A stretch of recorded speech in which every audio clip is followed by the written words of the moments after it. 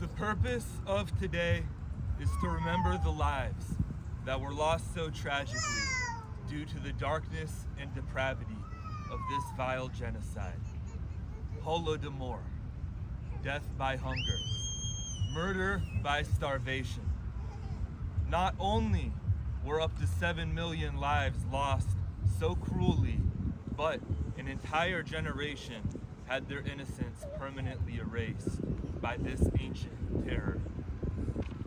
Still, the Ukrainian people could not submit their will, and they would resist again in short time. People spoke their banned language, but their centuries of struggle were not yet over. So much was still to be destroyed in the raging inferno of the Eastern Front of the Second World War, and the Ukrainian people would suffer greatly again. Every effort was made to erase their identity in the aftermath and reconstruction of these ashes.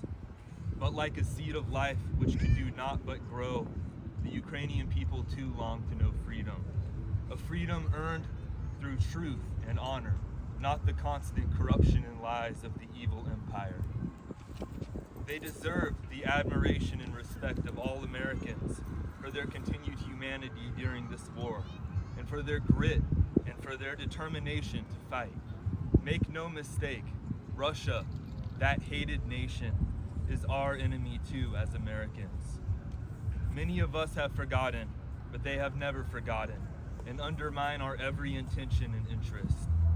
Encourage your congressional representatives to supply every single modern weapon available to these good people so that they can prevent the tragic repetition of history from taking place. Random, unrestrained civilian terror is the weapon of this enemy. They are pathetic cowards who know only how to rape and how to kill the innocent. Again, they use starvation as a weapon, now targeting East Africa with deliberate starvation due to their close economic ties to Ukraine.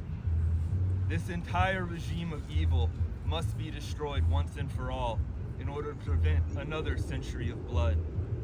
Contrast this with the amazing humanity of Ukrainians and their incredible kindness towards even their enemy, whom they still medically treat and take as prisoner, despite his heinous crimes. People have gone into the line of danger to evacuate and care for the weak and the vulnerable.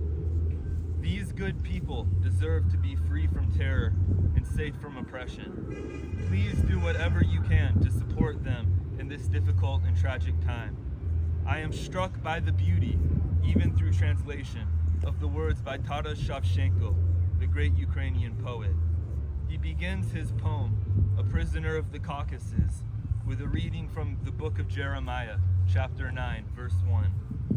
Oh that my head were waters, and mine eyes a fountain of tears, that I might weep day and night for the slain.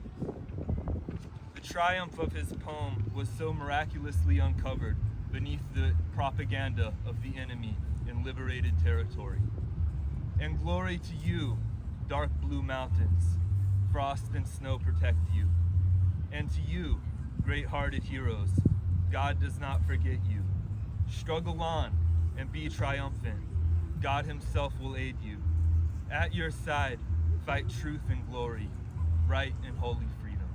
Slava Ukraine. Героям слава!